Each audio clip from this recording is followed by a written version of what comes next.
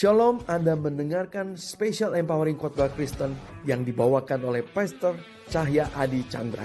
Di dalam program ini, Roh Kudus akan menyembuhkan, mengurapi, dan memberkati saudara. Karena itu, berdoalah sebelum mendengarkan khotbah, bersepakatlah untuk menerima pertolongan Roh Kudus di dalam nama Yesus, menerima zaman Roh Kudus dan perbuatan-perbuatan ajaib dari Roh Kudus. Klik like, subscribe, dan share, bagikan kepada orang-orang yang Anda kenal. Selamat mendengarkan Special Empowering Khotbah. Tuhan Yesus memberkati dan Roh Kudus menyertai kita semua. Oke, senang berjumpa kembali Bapak Ibu Saudara. Saya akan melanjutkan firman Tuhan mengenai lawatan Roh Kudus dan dipimpin Roh Kudus dalam kesenian series ke-12 ya, ke-11, part 11 ya. Tapi sebelumnya saya akan membagikan beberapa pengumuman. Kohandi boleh dikasih brosur tentang kesembuhan progresif. Jadi sesuai dengan update apa petunjuk Tuhan buat gereja kita ya, untuk membawa kuasa Roh Kudus di Kota Bandung. Festival Lawatan Roh Kudus berikutnya itu kan masih lama ya, Februari atau Maret, karena sekarang kita bikinnya 6 bulan sekali. Karena itu kita kembali lagi, saya juga mengikuti pimpinan Tuhan ya. Kita kembali lagi untuk mendoakan orang sakit setelah ibadah. Karena terlalu lama kalau tunggu Februari dan Maret, keburu meninggal begitu ya. Atau keburu penderita gitu. Dan sangat jarang di kota ini, bahkan di Indonesia, ada gereja yang Roh Kudus menyembuhkan secara ajaib dan luar biasa. Jadi kita dipanggil salah satunya untuk membawa kuasa Roh Kudus adalah melalui kesembuhan. Jadi Bapak Ibu Saudara, mulai berapa minggu lalu saya sudah mulai mendoakan orang-orang sakit. Anda boleh bawa ke gereja, apapun usianya. Karena belas kasihan Tuhan dan karena kemurahan Tuhan Yesus. Kita menerima dengan cuma-cuma, kita memberikan dengan cuma-cuma. Tapi kita akan bikin dengan baik, karena begini problemnya, khotbahnya A, orang sakit, kesembuhan, tidak sambung kayak hari ini, tidak nyambung. Kita bicara Roh Kudus keseharian, tapi orang-orang sakit minta disembuhkan, dia tidak menerima firman Tuhan yang tepat. Karena itu nanti saya minta tolong anak-anak rohani saya, salah satunya Ko Yosef. Ko Yosef, nanti kalau mulai kita praktek hari ini, kan ada brosur ini ya. Brosur ini ke Handi juga ya, Pak Yosef ya. Jadi yang mau didoakan sakit tersebut, di briefing dulu di belakang atau di depan boleh. Dijelaskan, brosurnya diberikan. Bahwa kesembuhan itu ada mujizat dan ada kesembuhan. Saya jelaskan dulu buat semua ya. Oke, jadi ada yang namanya karunia Roh Kudus, yaitu tanda ajaib atau sign and wonders atau miracle. Sama-sama katakan tanda ajaib. Tanda ajaib itu segala sesuatu yang seketika saja. Ya, misal berapa bulan lalu di Semarang Salatiga saya mendoakan seorang yang tangannya pendek sebelah, dia bertumbuh. Seketika. Seperti itu ya. Ada orang tuli yang saya doakan, seketika mendengar. Seketika. Biasanya yang bermasalah dengan organ tubuh pendek sebelah, bahunya, tangannya, atau sakit saraf, punggung, itu bisa seketika. Kataraks juga bisa seketika. Ada hal yang seketika. Itu sebenarnya bukan kesembuhan, tetapi mujizat. Nah, di dalam 9 karunia Roh Kudus ada karunia kesembuhan. Perhatikan baik-baik. Kesembuhan itu biasanya selalu progresif. Bahasa Indonesianya berangsur-angsur, katakan berangsur-angsur. Karena kesembuhan itu punya dampak manfaat yang luar biasa karena menumbuhkan iman. Kalau seketika, ajaib, miracle seketika, ya. Saya doakan waktu saya pelayani di Jakarta, ibu-ibu alisnya bertumbuh gitu ya. Begitu dia pulang tiap hari bertumbuh, langsung dia bilang udah bertumbuh. Ya, itu atau orang yang sakit begitu ya, yang tidak bisa jalan langsung dia bisa jalan lari seperti itu ya. Itu seketika itu kelebihannya adalah dia tidak, bahkan dikatakan dia tidak membutuhkan banyak iman begitu ya. Karena hanya iman si pendetanya yang mendoakan dan pekerjaan Roh Kudus murni, itu seketika. Dan penderitaannya habis, hilang seketika. Cepat aja begitu. Tapi karena prosesnya cepat, jadi tidak ada proses iman yang bertumbuh. Oke, yang bisa mengerti katakan amin. Tapi itu perlu karena banyak orang yang sudah menderitanya puluhan tahun atau belasan tahun. Jadi dia tidak tahan lagi untuk menunggu beberapa hari pun atau beberapa menit pun. Udah terlalu lama dia menderita begitu ya. Jadi harus ada yang seketika juga. Dan kalau miracle, tanda ajaib, tidak selalu kesembuhan. Tidak selalu. Iya. Ada orang yang biasa-biasa aja, bagian misalnya contohnya misalnya kaki dia pendek sebelah, tapi dia masih bisa hidup kok, nggak masalah, gitu ya. Tapi lama-lama kan dia bengkok, nanti skoliosis. Jadi kalau seketika begitu aja, that's it, nggak usah bergumul apapun. Itu baik dan itu sangat banyak terjadi dalam pelayanan yang saya lakukan. Tetapi kalau kesembuhan itu progresif, berangsur-angsur. Kenapa? Karena itu membutuhkan kesepakatan iman. Begitu pulang dari sini, ya, pulang dari habis pendeta doakan dari gereja, kan seringkali orang juga duduk di sini sembuh sendiri kan. Ya. Begitu pulang dari gereja, disitulah dia harus berdoa sampai sembuh. Ada yang 1 hari, 2 hari, 3 hari, 4 hari, 6 bulan. Ada orang sakit kanker 3 bulan dari ganas sampai hilang semua. Dia terus berdoa dan bertumbuh iman. Ya. Ada yang bola matanya kena kanker, ketekan nggak bisa dicoek karena nanti buta dan sebagainya. Pop, dia hilang. Dia terus berdoa. Tetapi setelah sembuh, ini bedanya. Dia punya iman. Dia punya iman. Ya. Dan dua-duanya baik. Saya tidak bilang tanda ajaib lebih baik atau kesembuhan lebih baik. Tidak ya. Tapi ini yang kurang dipahami. Sehingga ketika orang datang pada acara kesembuhan, KKR kesembuhan, itu mereka banyak yang masih progresif lalu berhenti di jalan. Jadi sembuh 2%, sembuh 3%, tidak 100%. Nah karena itu perlu sekali diajarkan firman Tuhan. Setiap hari harus deklarasi 1 Petrus 2:24 dan Matius 8:17. Bapak ibu saudara juga yang punya sakit penyakit, kenapa saudara berhenti berdoa? Saudara gak akan pernah sembuh. Ya, karena Tuhan sedang ngajarin saudara untuk tumbuh punya iman. Iman timbul oleh pendengaran firman. Jadi ini brosurnya ya. Nanti setiap kali Ko Yosef atau Ko Handi briefing dulu orang-orang yang sakit. Dikasih tahu dulu. Ada yang seketika, ada yang progresif. Yang progresif itu berdoa. Ini ada ayatnya. 1 Petrus 2 dan Matius 8 ayat 17. Dia berdoa setiap hari di dalam nama Yesus. Oleh bulu-bulu darah Yesus saya sembuh. Ya, Yesus telah memikul kelemahan saya dan menanggung sakit penyakit saya. Hari demi hari, apakah itu kanker, tumor, apakah itu epilepsi, apapun itu ya, apakah jantung, ginjal, hari demi hari terus didoakan sampai 100%. Kalau mereka dari gereja lain biasanya balik ke gereja lain lalu nggak ada mujizat Roh Kudus tuh nggak ada, sesak. Akhirnya mereka berhenti berdoa. Mereka hanya menerima 1% kesembuhan atau 20 atau 50% apa? Sudah lebih enakan tapi belum, nah gitu tuh biasanya. Udah enakan tapi nggak ada, harus 100% selesai. Yang bisa mengerti katakan amin. Jadi memang harus didampingi. Nah makanya paling tidak Ko Yosef dan Ko Handi bisa briefing ya. Di briefing dulu supaya mereka ngerti kalau tanda ajaib puji Tuhan ya. Selesai kan? Tapi kalau progresif mereka harus doa sampai 100. Kenapa? Karena Tuhan mau menumbuhkan iman mereka. Karena pengalaman itulah yang membuat fondasi, membangun fondasi iman mereka tentang Yesus Kristus yang hidup. Yang berarti katakan amin. Nanti di briefing, jadi silakan boleh bawa orang-orang sakit lagi. Ya.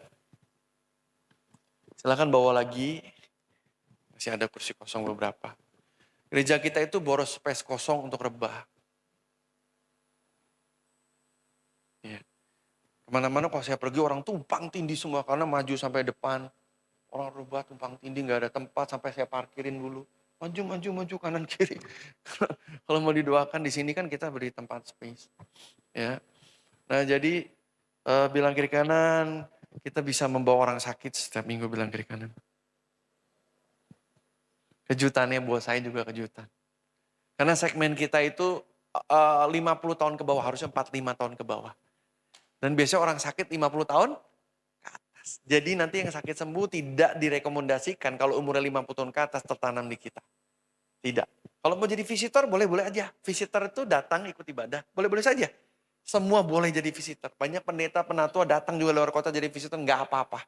Tapi untuk jemaat Tuhan panggil kita di bawah 50 tahun, sebenarnya 45, tapi kita kasih toleransi 50 tahun ke bawah.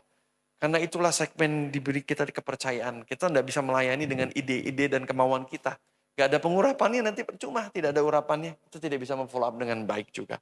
Oke, itu pengumuman pertama. Yang kedua akan ada fondasi iman. Fondasi iman kedua, jadi Bible School ini baru ditayangkan. Bible School ini adalah secara online, hanya 3 kali pertemuan dari jam 7 sampai jam 9. Dan ini wajib bagi seluruh jemaat. Iman 1 dan 2, kalau yang 1 belum ikut, boleh langsung ikut yang kedua, nanti mengulangi ke 1 di kemudian hari. Jadi ini syarat untuk saudara menikah, sakramen ya. Untuk saudara pengudusan anak, salah satu pasangan harus sudah lulus sekolah Alkitab, kelas Alkitab Fondasi Iman, ada 1 dan 2, lulus dua-duanya. Ya, dan juga untuk pemberkatan rumah. Kenapa? Saudara pikir kekristenan itu seperti apa? Apakah perdukunan atau bukan? Tentunya bukan. Jadi saudaraku, kalau rumah banyak setan roh jahat, panggil pendeta, itu bukan solusi. Yang punya rumahnya, itulah yang harus percaya Yesus dan hidup kudus. Yang berarti katakan amin. Ini saya belum khotbah, saya cerita ya. Ada satu orang punya pabrik besar, saudaraku. Di daerah Balaraja situ. Balaraja di sanalah daerah dekat pinggiran Jakarta ya. Mereka beli mesin-mesin besar dari China, pabriknya besar gitu ya, dari ujung ke ujung. Dan di situ setan semua isinya, karena itu memang tempat tua sekali yang orang nggak berani itu dikasih gratis sama anaknya atau siapa dibikin pabrik itu. Jadi di situ satanik banget saudaraku, ada orang-orang didatengin, ada darah begitu segala. Itu mesin-mesin goyang gerak sendiri saudaraku. Lalu saya ditelepon karena mereka partner, salah satu partner mereka. Minta tolong saya untuk mendoakan. Bagi saya tidak ada masalah. Begitu saya datang memang begitu banyak setannya saya tahu ya. Jadi saya usir saja, saya doakan. Mereka sudah panggil haji, segala hajinya kemasukan. Oh, biksu juga kemasukan, setan kelempar segala macam. Saya datang, karena salah satu ownernya itu masih relatif saya, kerabat saya. Dan dia bilang dia akan ke gereja. Saya bilang ke gereja lah yang percaya Yesus, percaya Roh Kudus. Ya, padahal bohong, enggak. Ya, janji-janji gitu saya bilang. Tapi kamu harus, iya saya pasti nanti saya gini-gini saya. Ya. Lalu saya datang pergi setannya. Lalu saya pulang. Setannya balik enggak? Balik dan 7 kali lipat lebih jahat. Tertulis di Alkitab. Jadi saudaraku, yang penting itu bukan pendetanya, tapi yang tinggal di rumah itu. Halo, yang bisa mengerti katakan amin? Orangnya harus hidup kudus. Harus menerima Yesus Tuhan Juru Selamat. Nanti jadi kucing-kucingan. Saya balik, saya udah gak mau lagi balik. Ini udah 7 kali lipat dari kemarin. Kamu harus bertobat dulu, ke gereja dulu. Cari gereja yang percaya Roh Kudus. Bukan cuma percaya, yang betul-betul ada hadirat Roh Kudus di gerejanya. Saya bilang begitu ya. Nah, jadi makanya sakramen pemberkatan rumah itu tidak akan saya berikan di luar jemaat. Tidak. Karena itu akan memperburuk keadaan. Kalau ada setan ya, kalau enggak ya enggak ada efek kan ya. Efeknya cuma dia merasa diberkati rumahnya begitu ya. Jadi memang harus kayak penyerahan anak. Penyerahan anak, jangan dipikir saudara kalau pendeta itu matang anak jadi rohani. Tidak ada tanggung jawab. Siapa coba yang membuat anak itu menjadi rohani? Karena itu orang tuanya harus tahu firman Tuhan. Ya, Sunday School itu hanya berapa? 2 jam, 60 menit, 90 menit. Anak juga ada banyak guru-guru memang mendampingi, tapi yang mendampingi setiap hari siapa? Orang tua. Kita nggak bisa lempar orang tua apa? Nih tolong dipertobatkan. Kamulah yang bertugas mempertobatkan anak-anakmu. Bukan guru sekolah minggu, dia hanya mendampingi, membantu menolong orang tua dalam kerohanian. Karena itu orang tua harus belajar firman. Harus betul-betul mengerti firman Tuhan. Nah, dibikinlah kelas ini. Ini hanya 3 kali pertemuan, iman 1 sudah lewat. Tapi kalau saudara tertinggal langsung kedua juga boleh. Tapi 1 hari ikut pertama. Jadi untuk pernikahan, apalagi pernikahannya, pengudusan rumah, anak juga, penyerahan anak. Harus ada dasar firman juga. Sebagai gembala, kalau enggak nanti saya kan jadi kayak Ghostbuster saudaraku. Jadi kayak orang sakti, enggak begitu cara kerjanya. Yang bisa mengerti katakan amin. Setiap jemaat harus bertumbuh imannya. Tidak bisa gandol atau apa ya bahasa Jawa gantol. Tidak bisa numpang iman pendetanya. Itu tidak benar. Setiap jemaat harus punya iman masing-masing dan bertumbuh mengenal Tuhan. Yang bisa mengerti katakan amin. Jadi ikutlah kelas fondasi iman. 1 dan 2 khusus untuk jemaat. Daftarkan, cara daftar tinggal chat LCGL-nya, konten group leader tinggal bilang daftarnya ke WA ke Atika ya, atau ke Budi, biasanya ke Atika begitu ya. Tim sekretariat Atika itu salah satu tim pelayanan kita. Oke dah, itu dulu pengumumannya cukup, saya akan masuk pada firman Tuhan. Bilang kiri kanan, daftar fondasi iman. Nah jadi udah selesai, kalau saudara ikut fondasi iman 1-2 yang hanya online, kalau onsite itu tidak bisa, Bandung itu macet. Begitu hujan, dah game over tinggal di kota ini. Kemarin Gedebagi tenggelam tau ya. Sampai segini, 3 hari lalu, 3 hari lalu ya. Begitu hujan, di mana-mana macet. Betul ya? Di mana-mana apa? Banjir, di bawah kolong Pasupati apa banjir, betul ya? Sudah. Kota ini memang butuh pembaruan, saudaraku ya. Onsite, saudara, hujan-hujan nanti sakit. Ya, mobil terobos rusak. Karena banjir. Enggak cuma hujan, macet. Habis hujan itu biasanya macet. Ya, dekat aja 10 menit jadi 1 jam. Kita kan masih punya istri, punya anak, punya tanggung jawab di rumah. Jangan buang waktu di jalan, betul ya? Untuk menyiasati itu sampai Bandung ada MRT. Atau busway yang pasti ada nanti ya, menurut penglihatan begitu ya. Sementara kita akan fokus kepada online dulu. Yang bisa mengerti katakan amin. Onsite itu habis waktu di jalan. Jadi bilang kira-kira sekali lagi ikut kelas fondasi iman. Ya, nanti kalau Yosef boleh dibantu di training ini ya. Siapapun yang mau didoakan. Saudara harus ngerti, kesembuhan itu apa? Progresif. Saudara bertumbuh dalam iman. Bukan pendeta yang menyembuhkan. Tidak ada satupun pendeta di bawah kolong langit bisa menyembuhkan orang sakit. Hanya Roh Kudus. Hanya Tuhan Yesus yang bisa mengerti, katakan amin. Dilarang berhala pendeta yang bisa mengerti, katakan amin. Kesembuhan itu baik supaya saudara terkait kepada Tuhan. Supaya saudara bertumbuh yang progresif itu baik ya. Oke, kita masuk pada lawatan Roh Kudus dan pimpin Roh Kudus dalam keseharian. Nah, saya akan review beberapa poin. Yang pertama, karena udah nomor 11 ya. Kita bisa on time hari ini ya. Yang pertama adalah 1 Tesalonika 5 ayat 19 dikatakan, jangan padamkan roh. Bahasa Inggrisnya quench not the spirit. Bilang kiri kanan, jangan padamkan roh. Ya, quench not the spirit, terjemahan Inggrisnya. Quench atau memadamkan adalah proses pendinginan dengan cepat. Sesuatu yang menyala-nyala biasanya dipakai untuk membuat struktur unsur logam tertentu. Sesuatu yang menyala dengan api terbakar, lalu dipadamkan dengan zat kimia, atau dibekukan seketika. Sehingga terbentuklah unsur logam yang diinginkan. Itu quench artinya ya. Di Indonesia padamkan gitu. Kan kalau nggak ngerti kayak ulang tahun, happy birthday, 1, 2, 3. Bukan gitu. Itu sesuatu yang sedang menyala-nyala terus dipadamkan. Ya. Nah, gimana cara memadamkan api roh? Saudara kalau datang tiap minggu itu flame, menyala-nyala. Karena urapan Roh Kudus. Saudara harapan, penuh iman, yakin masa depan. Masalah-masalah segunung, saudara bilang bersama Yesus aku sanggup melakukan segala. Maka hikmat turun segala. Tapi begitu mendarat besok atau pulang dari rumah. Ada masalah rumah tangga keluarga besar. Nah, di situ saudara harus memutuskan untuk mengalir bersama dengan Roh Kudus dalam keseharian. Katakan di dalam keseharian. Dan tidak memadamkan Roh Kudus atau urapan Roh Kudus. Ketika kita menolak dipimpin Roh Kudus, kita sudah memadamkan roh api tersebut. Ya, ketika kita sengaja memutuskan mau hidup egois buat diri sendiri, mau mengumbar hawa nafsu, mau glojo, rakus, tamak harta, terus kita putuskan itu terus seperti orang nggak kenal Tuhan, belum lahir baru di dalam Tuhan Yesus. Kita telah memadamkan api Roh Kudus. Begitu. Ini yang sering terjadi hari Minggu berapi-api pulang gereja langsung. Keputusan saudara yang membuat api Roh Kudus itu apa? Padam.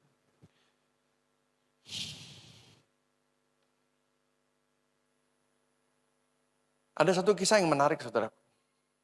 Banyak hal-hal yang kita tidak sadar itu memadamkan api Roh Kudus atau pengurapan Roh Kudus dalam hidup kita. Salah satunya gaya hidup yang mengumbar pride. Ini bukan khotbah yang populer. Bukan khotbah yang menyenangkan telinga, tapi ini kebenaran. Saya ceritain ya. Kami mendarat dari luar negeri di Soekarno-Hatta. Istri saya kan baik dan ramah kepada semua orang. Ya, lalu dia ngobrol di tengah antrian nunggu luggage kita. Kita ke toilet, istri saya ngobrol dengan office boy. Office boy-nya yang kerjanya ngosek WC. Jadi kalau kita habis pup kan kotor, dia kosek gitu ya, harus bersihin. Kalau nggak ada dia kacau lah.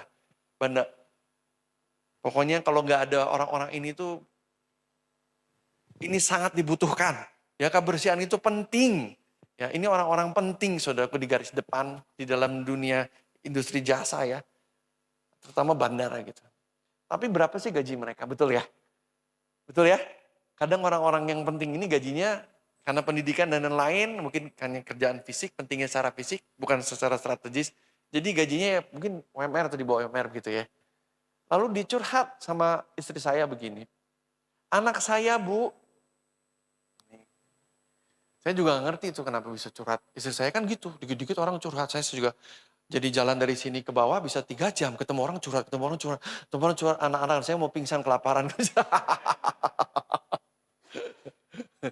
Kemana-mana telat karena ketemu orang dicurhatin terus. Ayo tiap hari, ayo kita ada janji, kita janji gitu. Dia dicurhatin, tapi oke lah sambil nunggu luggage gitu. Dia bilang gini, anak saya, ini pembersih toilet ya. Anak saya Bu, anak saya ngambek marah-marah Bu. Minta iPhone terbaru. Sudah tahu berapa harga iPhone? Anak janitor. Kerjanya janitor namanya ya. Pembersih toilet. Mewek Bu, banting-banting perempuan. Gak mau nurut ngelawan orang tua, gak mau sekolah. Terus gimana Pak? Ya terpaksa. Hutang. Nyicil. Berapa puluh, 36 bulan atau berapa gitu ya, 500.000 sebulan gitu. Kayak anaknya iPhone terbaru, bapaknya ngosek WC. Anaknya iPhone, foto-foto, kaya. Nggak cuman di situ, bapaknya udah beliin laptop. Gak mau. Maunya apa? MacBook. MacBook berapa yang baru Mac? 25 juta. Janitor. Mewek. Jungkrak, Gensi nih. Punya anak Gensi, siap-siap model beginian. Ya. Beli MacBook 25 juta. Akhirnya ngapain? Cicil. Kerja, double job. Ini itu ibunya juga jualan. Pokoknya semua. Demi anaknya pergi ke sekolah, ke kampus, bawa MacBook. Bawa iPhone.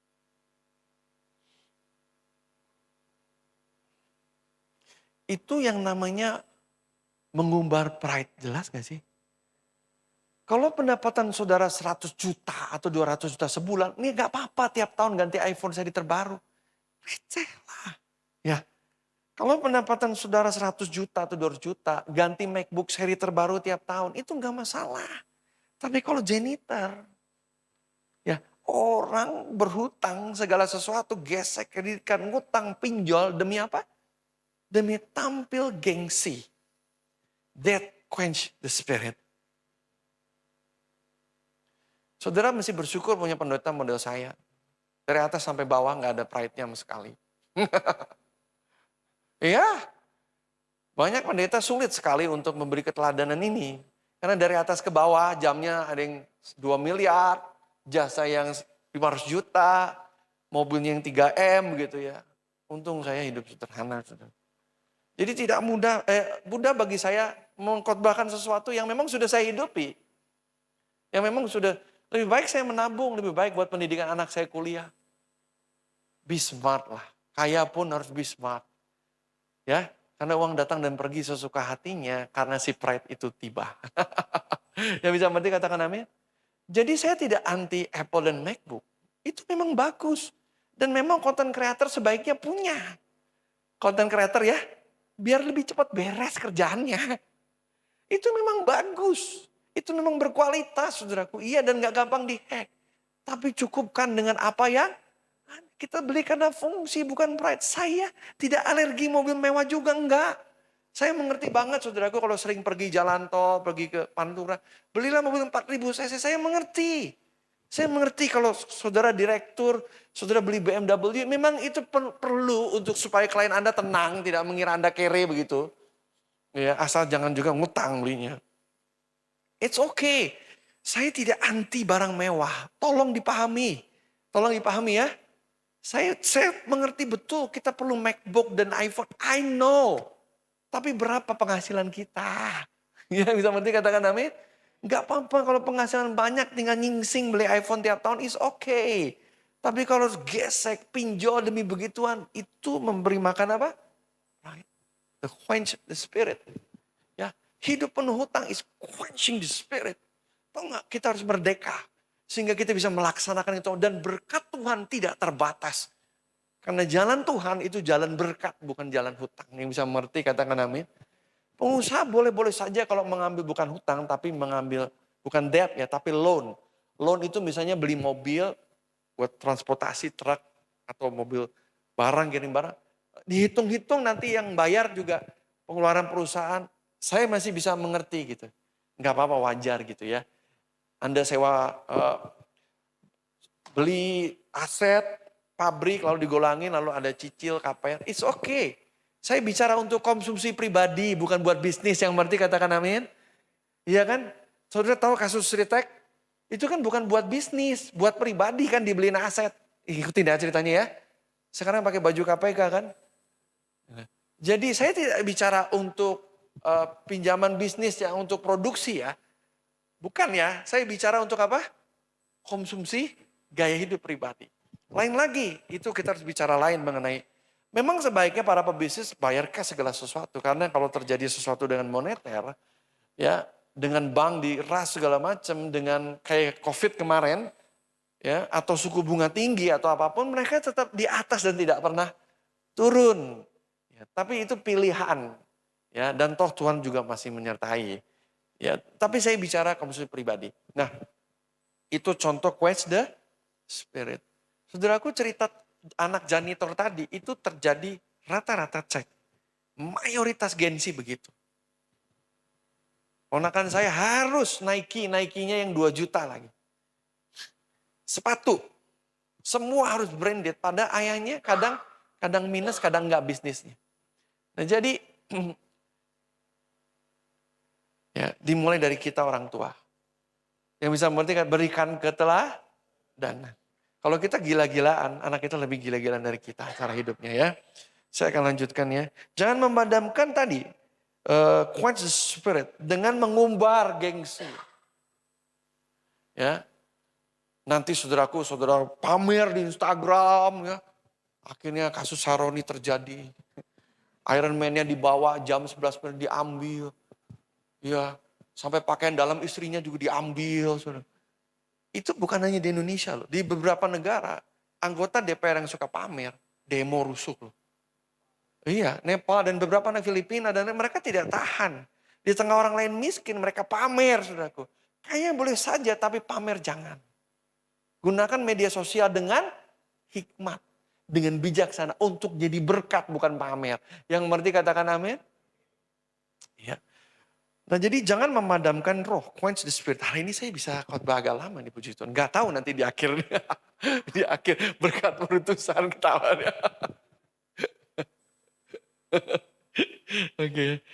Oke, itu yang pertama 1 Korintus 5 ayat 19. Ini saya mau review dulu. Yang kedua, hidup dipimpin oleh roh. Tadi yang pertama, jangan padamkan roh. Sama-sama katakan jangan padamkan. Iya. Quench not the spirit. Katakan quench not the spirit. Wah berapi-api, langsung dibekuin. Jadi saudara ke gereja sini nanti setahun 2 tahun berjemaat. Nggak ada perubahan hidup. Ya kan begitu. Saudara bekukan sendiri dengan cara hidup saudara. Yang bisa mengerti katakan amin. Ya. Yang kedua, hidup dipimpin roh. Ya. Itu artinya tidak memuaskan nafsu ke daging. Tapi memilih buah roh. Galatia ayat 5, 16, 25. Katakan memilih buah roh sama-sama. Ini yang minggu lalu ya. Galatia 5. Jadi kalau di Great Commission itu bukan saudara dikasih data ayat pencet. Saudara nggak ngerti apa-apa. Kita mau menangkap pewahyuan. Bukan tahu banyak. Nanti jadi orang Parisi, kita mau menangkap kebenaran. Dan hidup di dalam kebenaran. Karena itulah janji-janji Tuhan akan terjadi kalau kita memang menghidupi kebenaran itu. Oke, Galatia 5, 16, 25. Kita baca sama-sama 1, 2, 3. Maksudku ialah hiduplah oleh roh, maka kamu tidak akan menuruti keinginan daging. Sebab keinginan daging berlawanan dengan keinginan roh. Dan keinginan roh berlawanan dengan keinginan daging. Karena keduanya bertentangan. Sehingga kamu setiap kali tidak melakukan. Akan tetapi, jikalau kamu memberi dirimu dipimpin roh, maka kamu tidak hidup di bawah hukum Taurat. Berikutnya, perbuatan daging telah nyata sama-sama, yaitu percabulan, kecemaran, hawa nafsu, penyembahan berhala, sihir, perseteruan, perselisihan, iri hati, amarah, kepentingan diri sendiri, percideraan, roh pemecah, kedengkian, kemabukan, pesta pora dan sebagainya. Terhadap kuperingatkan kamu, bahwa barang siapa melakukan hal yang demikian, ia tidak akan mendapat apa? Oh, tapi saya sudah dibaptis. Oh, enggak ditulis kecuali sudah dibaptis. Saya ini penatua, saya ini pendeta, saya ini udah ke gereja udah tahun. Enggak ada kecuali, enggak ada. Siapapun dari kita yang hidup dalam percabulan, kecemaran, mengumbar hawa nafsu tujuan hidupnya, penyembahan berhala, berdoa sama patung, pergi ke dukun, tanya ini, disemprot dukun, tanya tarot segala, itu sihir dan penyembahan berhala. Ya, perseteruan, perselisihan, kakak adik berkelahi, suami istri terus berselisih, terus di kantor ribut terus.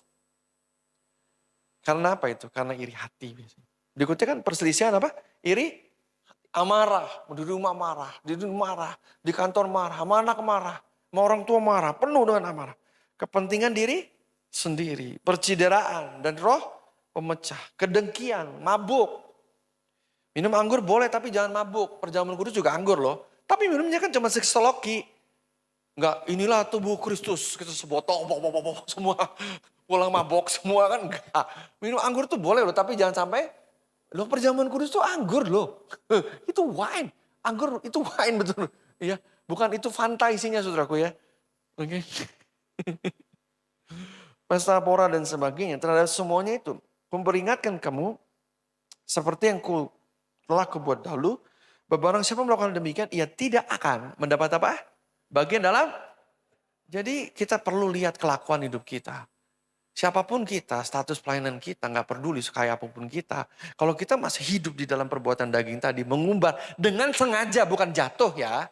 Bukan jatuh tidak sengaja ya. Kita sengaja melakukan itu terus menerus. Kita tidak akan mendapat bagian dalam kerajaan Allah. Berikutnya sama-sama 1, 2, 3. Tetapi, 1, 2, 3. Tetapi buah roh ialah kasih, sukacita, damai sejahtera, kesabaran, kemurahan, kebaikan, kesetiaan, kelemah lembutan, penguasaan diri, tidak ada hukum yang menentang hal-hal itu. Barang siapa menjadi milik Kristus, ia telah menyalibkan daging dengan segala hawa nafsu dan keinginan.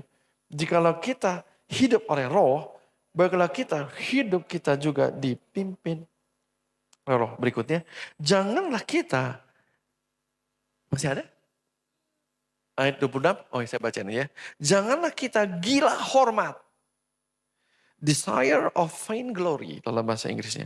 Janganlah saling menantang dan jangan saling mendengki. Oke, ini menarik ya saudaraku ya. Di gila hormat pun dibahas. Jangan saling menantang dan saling mendengki, iri hati ya. Dan satu yang lain begitu ya. Nah ini sudah jelas ya bahwa kalau hidup di pimpinan roh, kita memilih bukan memuaskan daging, tapi memilih hal-hal dikatakan buah roh atau karakter rohani. Ya, kasih, sukacita, damai sejahtera, kesabaran. Sabar itu long suffering, tangan bergumul panjang. Jangan dikit marah, kecewa, mundur dari Tuhan, dikit-dikit pundung gitu ya. kebaikan, kesetiaan, kelemah lembutan, penguasaan diri. Jadi pilih ini setiap hari dalam hidup kita. Hafalkan buah roh tadi dan pilih ini. Dengan sendirinya kebuatan daging tidak akan kita pilih. Fokusnya memilih buah roh dalam setiap tindakan kita. Itulah dipimpin oleh siapa? Oleh Roh Kudus. Ya, yang ketiga Bapak Ibu Saudara, nggak apa-apa, nggak apa poinnya, yang penting nangkep ya. Yang ketiga, dasar dipimpin Roh adalah iman akan firman Tuhan. Katakan dasar dipimpin Roh Kudus adalah iman akan firman Tuhan. Jadi dasarnya iman akan apa? Firman Tuhan, bukan fenomena magic atau supranatural. Semua dasarnya adalah firman Tuhan. Jadi dipimpin oleh Roh itu bukan perdukunan, bukan mistis. Oh, saya melihat angin. Saya melihat setan di sana sini. Itu semua bukan dipimpin oleh Roh. Ya. Menunggu suara dari surga. Sudah ada namanya Alkitab. Saya ini sangat profetik loh. Saya bisa nubuatkan 8 tahun ke depan dan terjadi tahun demi tahun. Betul ya? 99% terjadi. Tapi dasarnya adalah firman Tuhan. Yang bisa mengerti katakan amin. Anda harus mencintai dan menyukai firman Tuhan. Membacanya setiap hari dan berdoa memeditasikan firman Tuhan. Jadi bukan kita mengikuti perasaan mood. Oh, menunggu angin, menunggu apa. Apaan sih saya pikir begitu. Itu semua memang ada. Malaikat memang ada, hal seperti itu memang ada. Tapi dasarnya adalah firman Tuhan. Karena langit dan bumi dijadikan oleh firman Tuhan. Langit dan bumi dijadikan oleh firman Tuhan. Bukan fenomena supranatural. Tetapi oleh firman Tuhan. Sebagai orang berkarir rasul dan kenabian. Saya melihat ribuan tanda ajaib dan mujizat. Saya melihat pelayanan malaikat. Tetapi dasarnya adalah firman Tuhan. Karena langit dan bumi sekali lagi diciptakan oleh firman Tuhan. Dan Yesus adalah firman yang menjadi daging. Yesus adalah firman. Dasarnya Yesus berarti dasarnya firman. Jadi kekristenan itu bukan pendukunan saudaraku. Kekristenan itu dasarnya adalah apa? Firman Tuhan. Orang yang sangat profetik, orang yang sangat menguasai firman Tuhan. Kalau dicolek, kalau darahnya dirasakan, kalau seandainya, bukan beneran ya. Atau tubuhnya dirasakan, dijilat. Kalau istri saya juga gak pernah rasain apa-apa, jilat saya gitu ya. Kalau begitu ya, emang anjing kucing jilat-jilat ya. Itu rasanya adalah firman Tuhan. Kalau di rumah ada kucing jilat saya, dia rasanya firman Tuhan tuh. Jadi Bapak Ibu Saudara, ya, dasar dipimpin Roh adalah firman Tuhan. Kita bukan gereja yang roh gak jelas yang bisa mengerti katakan amin. Kita berdiri atas dasar firman Tuhan. Segala karunia Roh Kudus itu tidak pernah menggantikan firman Tuhan. Yang bisa mengerti katakan amin. Mereka adalah cara melaksanakan firman Tuhan. Adalah petunjuk praktis. Misalnya Tuhan berkata oleh bulu-buluku aku sudah sembuh. Gimana kenyataannya ada karunia kesembuhan. Ini tanda-tanda ajaib yang menyertai orang percaya. Gimana pelaksanaannya ada karunia tanda ajaib. Ya, mereka akan dipenuhi dengan hikmat, menjadi cemerlang, menjadi terang, inspirasi. Gimana caranya melalui karunia hikmat. Jadi itu semua untuk melaksanakan firman Tuhan. Yang bisa mengerti katakan amin. Saya mau mendaratkan kita pada fondasi yang kuat. Bahwa meskipun gereja kita begitu banyak tanda ajaib dan mujizat. Sampai gempa bumi, Holy Laughter, Holy Christ. Pelayanan malaikat dan segala sesuatunya saudaraku ya. Orang rebah kepada Roh Kudus, dia angkat ketemu Tuhan Yesus dan sebagainya. Tapi saya tegaskan bahwa dasarnya dipimpin Roh Kudus adalah iman akan firman Tuhan. Tadi malam baru masuk kesaksian waktu saya bikin festival kita ya, gereja kita dan di Taiwan bikin festival Encounter Holy Spirit di Taiwan, saudaraku ya. Itu ada seseorang dari kota lain, 3 orang dari kota lain, anak kuliah. Salah satunya mendapat mimpi. Disuruh Tuhan datang ke acara KKR tadi. Festival Encounter Holy Spirit. Di Tongli acaranya. Ya, mungkin 2-3 jam lah dari Taipei ya. Lalu dia datang di acara tersebut. Ya. Lalu dia duduk di baris sini lah depan begitu. Mereka dilawat Roh Kudus mental semua. 3 orang itu yang 2 tuh satu nangis. Holy Cry yang 2 berguling-guling saudaraku. Kayak rolling gitu. Ketawa dia.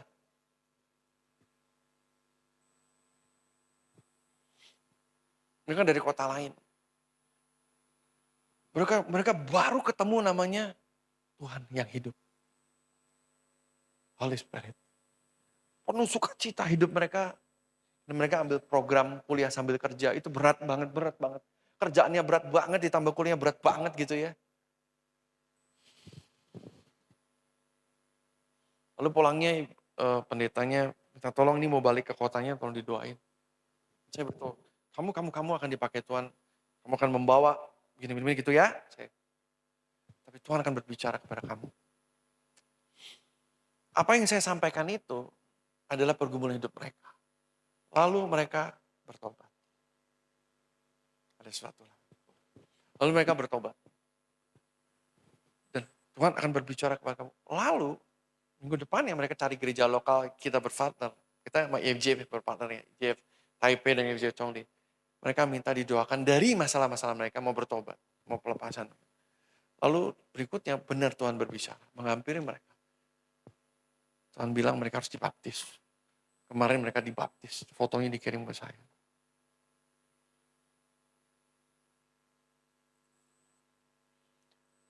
Ya. Jadi pekerjaan Roh Kudus itu luar biasa. Ditarik dari kota lain melalui mimpi. Datang ke kota lain 3-4 jam naik kereta. Datang di sudut depan, dilawat Roh Kudus. Itu nanti saya bikinin videonya ya. Saya bikinin videonya. Belum sempat saya. Ini saya bikinin videonya. Video banyak banget ya kejadian supernatural. Nah, nanti saya minggu depan atau 2 minggu lagi ya, biar saudara bisa lihat juga ya. Itu kan fenomena pekerjaan Roh Kudus luar biasa ya. But it's still dasarnya adalah firman Tuhan. Bahwa buah roh adalah pertobatan. Bisa mengerti katakan amin? Menerima Yesus sebagai Tuhan Juru Selamat. Bertobat, dibaptis, dan menerima karunia Roh Kudus. Itu firman Tuhan begitu kan? Kita khotbah Petrus di Serambi Salomo kan begitu khotbahnya. Gereja gak kekurangan pertunjukan musik atau band yang bagus atau pelayanan diakonia. Gereja kekurangan Roh Kudus. Ya. Kita punya misi gereja, kita punya misi menjadi gereja yang memulihkan segala sesuatu dengan kuasa Roh Kudus. Jadi kita membawa kebangunan kuasa Roh Kudus sampai ke bangsa-bangsa. Jadi meskipun Anda duduk di sini, Anda gak ikut saya ke kota-kota lain, ke bangsa lain, tapi dana Anda, daya Anda, dan doa Anda, kita satu. Terima kasih telah mengutus saya dan mengizinkan saya untuk pergi sampai bangsa-bangsa. Dana, daya, dan doa setiap jemaat sangat powerful. Terima kasih telah mengizinkan kita bukan jadi gereja yang hidup bagi diri sendiri. Kita untuk pesta Roh Kudus setiap minggu, betul ya? Kita harus bawa kuasa Roh Kudus sampai bangsa-bangsa yang mengerti, katakan amin.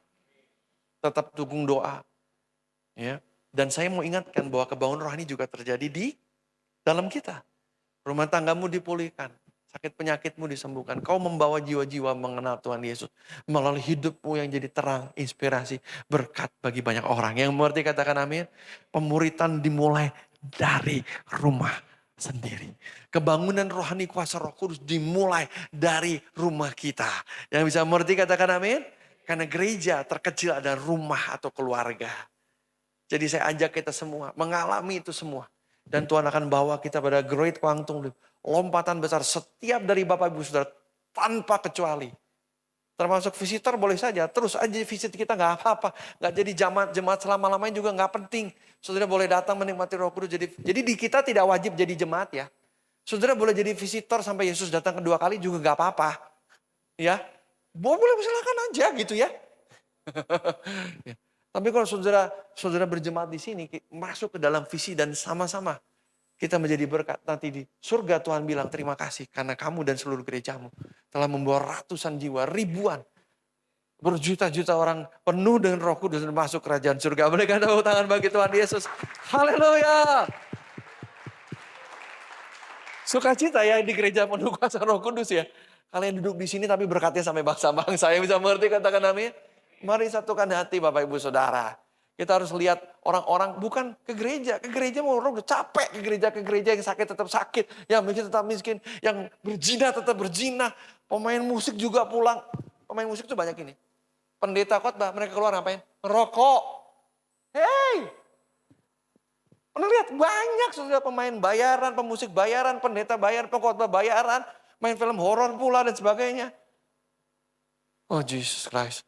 Kita perlu Roh Kudus. Kita perlu Roh Kudus yang mengerti katakan amin. Berikan, saya mengajak setiap jemaat, jangan ketinggalan. Katakan di dalam hatimu kebangunan rohani terjadi di rumah tangga saya. Yang single gimana? Dalam hidup saya. Kebangunan rohani terjadi. Jadi dampak buat jiwa. Dan bonusnya menikah dengan orang yang tepat. Ada amin. Bukan menikah dengan orang yang salah dan menjadi jiwa yang terhilang. Bukan. Menikah dan meneruskan kebangunan rohani di dalam diri saudara. Yang bisa mengerti katakan amin. Nah saya akan lanjut ya Bapak Ibu Saudara ya. Roma 10 ayat 17. Hari ini bisa khotbah panjang puji Tuhan. Roma 10 ayat 17. Masih ada 10 menit hari ini ya. Oke Roma 10 ayat 17. 1, 2, 3. Jadi iman timbul dari pendengaran. Dan pendengaran oleh firman Kristus. Kita harus punya iman dan iman hanya timbul dari pendengaran akan firman Kristus. Jangan bolos ibadah. Saudara gimana? Bisa bertumbuh imannya. Selain ibadah minggu, saudara penting untuk doa pagi dan meditasi firman Tuhan setiap hari. Saya sudah buatkan blognya gratis. Asal punya pulsa internet. Ketik cahayaadi.wordpress.com. Anda bisa baca renungan harian. Sehingga kalau Anda nggak ngerti, Anda bisa baca dapat sesuatu dari yang dijelaskan. Kan kalau baca sendiri kadang nggak ngerti kan. Jadi saudara pasti dapat sesuatu, pengertian-pengertian yang baru. Bilang-bilang baca blog renungan harian, bilang kiri kanan. So then faith comes by hearing. Hearing by the word. Bahasa Inggrisnya rema dalam kurung di King James Version dan New King James Version. Dikatakan by the rema of God. The spoken word. Jadi begini dari khotbah panjang itu ada kata-kata yang sup. Itu rema buat saudara. Dari panjang itu nanti ada beberapa yang saudara terima remanya. It's the spoken word. Itu perkataan Allah dalam diri saudara. Yang bisa mengerti katakan amin. Jadi bukan dari menghafal ayat tapi dari rema. Dari perkataan Allah yang berbicara kuat di dalam hidup kita. Iman itu timbul. Oleh kasih karunia saya masuk ke poin berikutnya. Ya, ini mau saya khotbahkan ini sebenarnya. Tadi yang pertama kita bicara tentang quench not the spirit. Katakan jangan padamkan roh. Yang kedua tadi kita bicara hidup dipimpin roh. Memilih buah roh. Katakan hidup dipimpin roh. Memilih. Jadi tidak memilih memuaskan hawa nafsu daging. Tadi udah jelas ya. Saudaraku, saya dan saudara masih daging. Mau tahu? Minta suami istri kamu atau kakakmu cubit. Yang nyubit pasti kerasa ada daging saudara. Betul? Saudara pasti daging saudara ketarik. Saudara pasti sakit. Kalau nyubitnya serius sakit itu. Kecuali nyubitnya sayang-sayangan gitu ya. Gak sakit ya. Itu bukti saudara masih punya daging. Iya. Jadi itu tuh jangan diumbar. Daging harus ada kalau nggak mati saudara. Kan buat nahan kerangka tulang. Loh, tulang itu nggak bisa tulang doang harus ada dagingnya kan. Saraf-saraf nempel kan betul ya. Iya. Tapi daging itu bukan tuan atas hidup kita. Kucing, binatang, harimau juga punya daging kan. Saudaraku saya baca berita saudaraku. Harimau di kebun binatang memakan pawangnya. Berapa hari lalu di Thailand ya. Di Thailand ya. Pawangnya turun gitu, dimakan saudaraku, rame-rame saudaraku. Karena harimau itu daging. Tapi manusia juga makan manusia. Iya, kanibal atau makan usaha orang lain. Atau makan hati orang lain. Makan hati jadi makan hati ampla orang itu. Jangan diumbar. Biar fungsi daging itu sekedar penunjang kehidupan. Udah, bukan raja dalam hidup kita. Yang bisa mengerti katakan amin. Yesus adalah raja. Hidup dipimpin roh. Memilih karakter rohani. Love, joy, and peace. Kasih, damai, sejahtera, sukacita, kesabaran. Kelemah lembutan. Self control, pengendalian diri. Yang bisa mengerti katakan amin. Itu tadi yang kedua, hidup dipimpin roh tadi ya. Memilih buah roh. Yang ketiga, dasarnya dipimpin Roh Kudus adalah iman akan firman. Dasar dipimpin Roh Kudus adalah iman akan firman Tuhan. Saya lanjut ya. Hidup terakhir, hidup tinggal 5 menit saya lanjutkan ya. Hidup dipimpin Roh Kudus berarti mengizinkan firman Tuhan bekerja, berfungsi dalam diri kita. Katakan hidup dipimpin Roh Kudus, mengizinkan firman Tuhan berfungsi. Nah, pertanyaannya, jadi apa fungsi firman Tuhan? Loh, ternyata ada fungsinya kan? Jadi apa fungsi firman Tuhan? Apa? Supaya kita dengar-dengar kelihatan agamawi gitu, kelihatan ke gereja dengan firman rohani. Bukan. Fungsinya tertulis dengan jelas di 2 Timotius 3 ayat 16. Ini bersambung ya. Karena waktunya sudah selesai ya. Oke, 2 Timotius 3 ayat 16.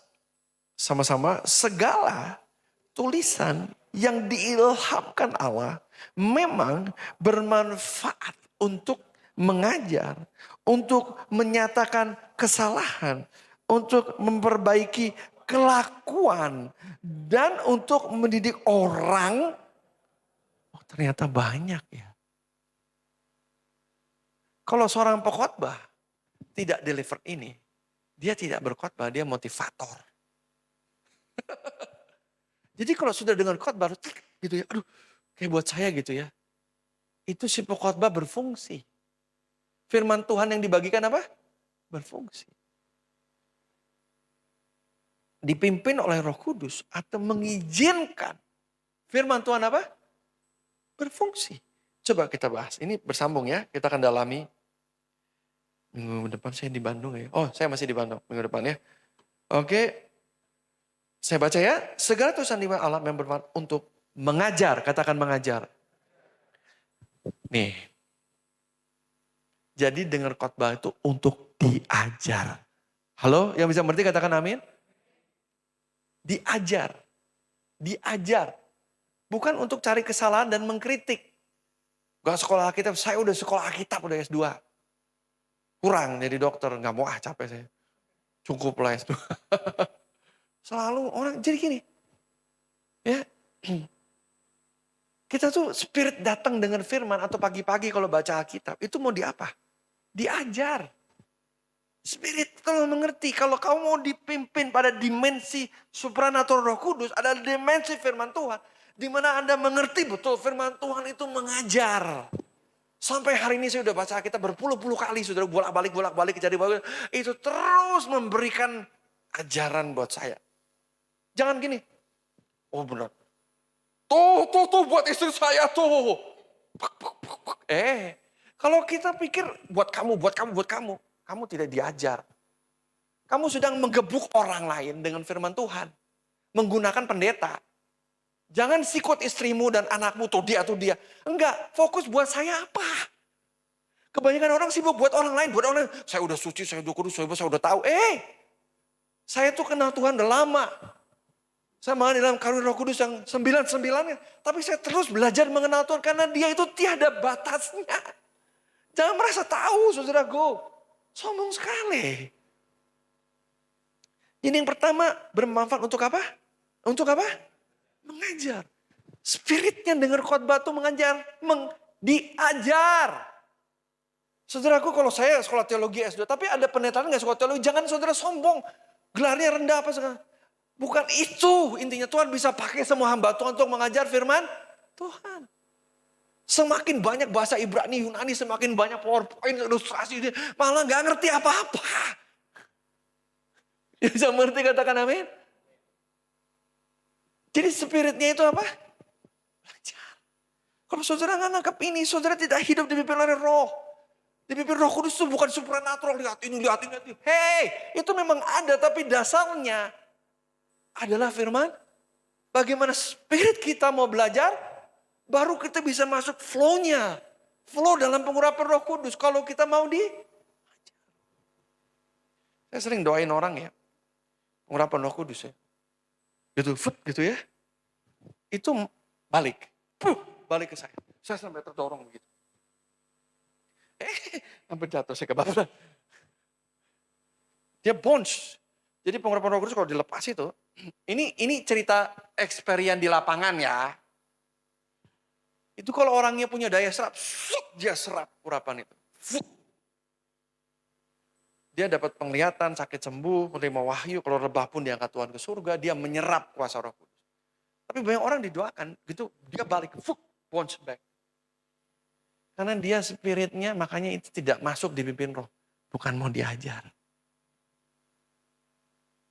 Banyak orang ke gereja, gue udah baik, gue hebat, gue suci. Gue gak butuh Roh Kudus. Gitu. Wih. Khotbah pun di dalam hati, masa? Iya, gengsi dong gitu. Aduh, kalau mau dengar firman, mau dapat sesuatu, spiritnya apa? Diajar. Saya punya 2 teman, lulusan teologi masih S1, tapi udah belagu banget. Tiap minggu pendeta yang khotbah di gereja dia, ini teman saya, itu bukan sekolah teologi ya, jadi dikritik. Kritiknya 2 halaman tiap minggu. 2 orang ini berusaha mengkritik strukturnya, kata-katanya, salah eja, salah ucap, semua dikritik. Sampai salah satu akhirnya bilang, si Sugeng teman saya bilang gini, saya gak mau gini lagi. Udah setahun saya gak pernah dapat apa-apa. Dia ngomongin temannya, kita harus bertobat. Kita ini sombong banget sih. Dia ini sudah dipakai Tuhan bertahun-tahun, kita mulai aja belum cuma dapat gelar selembar. Dia bilang. Lalu dia kesaksian, setelah saya bertobat, saya menerima spirit diajar. Wah, firman Tuhan menjadi hidup, saya diberi makan. Oke, yang bisa berarti katakan amin. Jadi spirit pertama adalah apa? Diajar. Bilang kiri kanan, diajar firman Tuhan. Yang kedua, kita baca deh. Kalau saudara perhatikan ya, saya selalu mengkhotbahkan ayat. Betul ya? Selalu ayat. Ya, berkhotbah tuh ya ini. Bukan perkataan siapa tuh? Steve Jobs dikhotbahkan atau Napoleon Bonaparte. Iya, atau perkataan Barack Obama. Harusnya firman Allah. Ya bisa mengerti katakan amin. Sorry mungkin agak greget lihat. Khotbah tuh nggak ada firmannya ya. Terus ditempel ya. Perkataan Barack Obama, Napoleon Bonaparte, ditempel ayat itu. Nggak bisa, itu semua harus hilang. Ada juga apa, tapi yang penting ini. Yang penting firman Tuhan. Kita kan belajar firman Tuhan, bukan kata Barack Obama. Who cares sama Steve Jobs, kata firman Tuhan. Bisa mengerti katakan amin. Kata motivator, jurus cepat kaya. Gak penting, yang penting firman Tuhan saudaraku. Belajar sih belajar, tapi gak sesuai firman Tuhan, jangan didengerin. Disuruh khotbah pula di atas mimbar, ya Tuhan. Saya balik ke sini ya. Sama-sama kita baca segala tulisan 1, 2, 3, segala tulisan memang bermanfaat untuk apa? Mengajar. Berikutnya apa?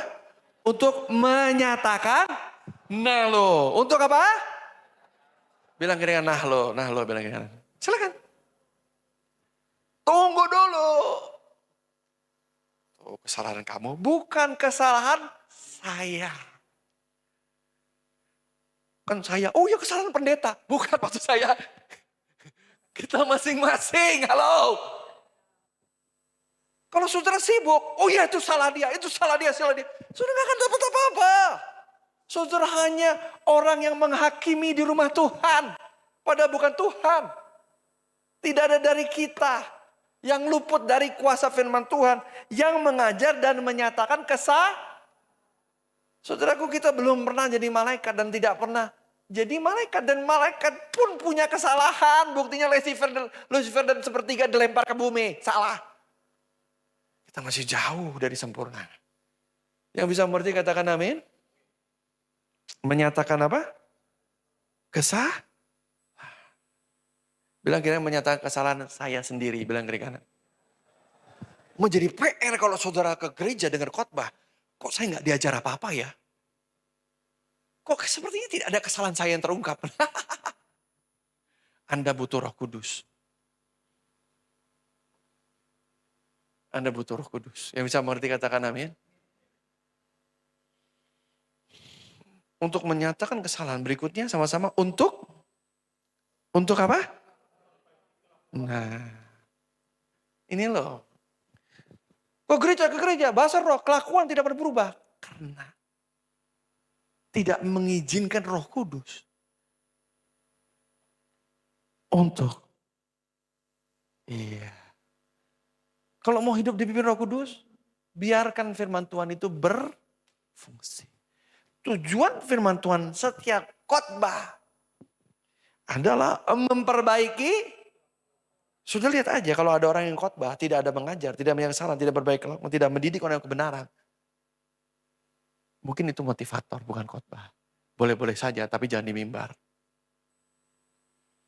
Kenapa ya? Kalau pastor saya itu saya sering tersinggung. Berarti Anda sangat rohani. Berarti Anda sangat rohani. Benar. Kenapa ya? Dengerin khotbah kelakuan saya berubah, berarti Anda penuh Roh Kudus. Halo? Bukan berarti Anda paling rusak di antara yang lain. Yang lain tidak penuh Roh Kudus sehingga nggak ada yang berubah. Yang bisa mengerti katakan amin. Kelakuan saya kenapa berubah ya? Yang bisa mengerti katakan amin. Ini masih ada satu lagi, mendidik orang di dalam. Kita sambung minggu depan, kita dalami baik-baik. Kalau sering dengar khotbah di luar gereja ini boleh-boleh aja. Tapi cari khotbah yang memperbaiki kelakuan Anda. Bilang kiri kanan kelakuan atau kelakuan, bilang kiri kanan. Seringkali orang berbahasa roh jadi batu sandungan karena dia tidak mengizinkan hidup dalam roh di hari biasa. Karena dia tidak mengizinkan Roh Kudus itu memfungsikan firman Tuhan yang memperbaiki. Contoh cerita janitor tadi. Cerita janitor tadi. Ya. Itu memperbaiki kelakuan. Ingat gak saya cerita janitor tadi? Tentang quenching the spirit. Ingat gak? Untuk tidak flexing. Kalau saudara tersinggung, selamat. Anda sudah masuk dalam urapan Roh Kudus. Tersinggung itu dari Roh Kudus. Roh Kudus sayang saudara. Berarti Anda bisa masuk di dalam pengurapan Roh Kudus dalam keseharian. Hidup saya ceritakan. Penuh dengan diajar Tuhan. Penuh dengan dinyatakan kesalahan. Penuh dengan ketersinggungan. Ketika saya membaca Alkitab, penuh dengan ketersinggungan. Karena saya melihat refleksi gambaran Yesus yang belum begitu mirip dengan saya. Pas saya merendahkan diri, enggak, karena saya kenal Tuhan lebih jelas dari yang lain. Jadi saya tahu detail kemiripannya masih jauh. Bukan samar-samar saya mengenal Tuhan. Saya diperbaiki kelakuan, pastor udah baik banget. Tapi saudara jangan kaget, kelakuan saya itu masih diperbaiki loh. Iya. Dan untuk mendidik orang dalam, dan Tuhan mendidik saya dalam kebenaran. Siapakah yang harus pertama kali bertobat adalah kita masing-masing ketika baca firman. Bukan buat dia, buat dia, buat dia, buat dia. Saya udah hebat, saya udah suci. Itu adalah tanda kesombongan rohani. Izinkan Roh Kudus berfungsi. Izinkan engkau diajar. Kalau saudara mengerti firman Tuhan, baru saudara bisa masuk flow dalam urapan Roh Kudus. Saudara berhari-hari urapan Roh Kudus turun, saya tutup si sharing ini ya. Terus saya tanya akhirnya, saya sampai ambil solitude. Saya pergi ke tempat sunyi yang gak bisa ditelepon, gak bisa diapain. Saya penglihatan, dia bilang, heal the sick. Tuhan, saya dari 2012 sampai sebelum COVID 2019, saya sudah bikin banyak ibadah wujud kesembuhan. Yang terjadi orang-orang hanya datang numpang sembuh dan balik ke gereja masing-masing. Saya tidak membangun jemaat saya dengan proper karena sibuk urusin jemaat orang lain. Cuma datang numpang sembuh. Tapi Tuhan bilang heal the sick. Heal the sick. Saya memberi kamu pengurapan itu. Nanti rumah Tuhan pasti penuh, jangan khawatir.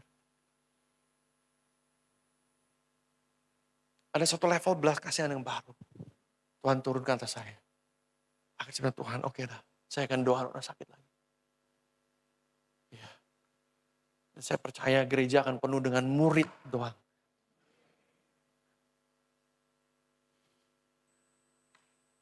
Tapi pemahaman saya itu diperbarui.